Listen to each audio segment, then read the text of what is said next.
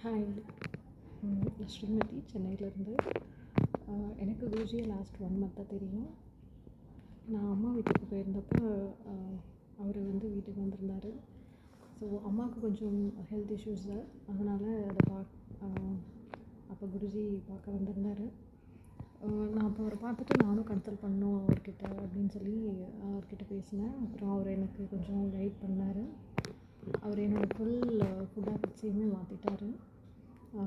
எனக்கு health issues இருக்குது, நான் கொஞ்சம் அனீமிக். இப்போ லாஸ்ட் 1 மந்த்தாக நான் அவர் சொன்ன ஃபுட் ஐட்டம்ஸ் என்ன சாப்பிடணும், அப்புறம் ப்ரீதிங் எக்ஸசைஸ் சொல்லி கொடுத்தாரு.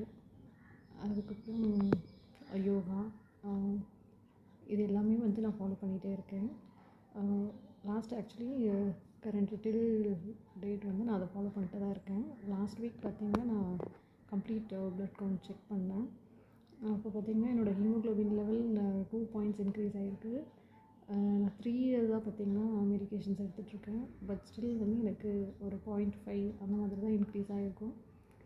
ஸோ நான் ஆக்சுவலி ரொம்ப ஃபெட்டப், டேப்லெட் எடுக்கணுமா இனிமேல் கண்டினியூ பண்ண வேண்டாம் அப்படின்னு சொல்லிட்டு இருந்தேன். இப்போது 1 மந்தில் வந்து பார்த்திங்கன்னா ட்ராஸ்டிக் சேஞ்சு. எனக்கு அந்த இம்ப்ரூவ்மெண்ட் பார்த்தோன்னே எனக்கு ரொம்ப அந்த ரிப்போர்ட் பார்த்தோன்னே ரொம்ப happy.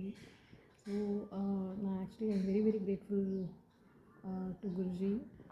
So thank you very much Guruji.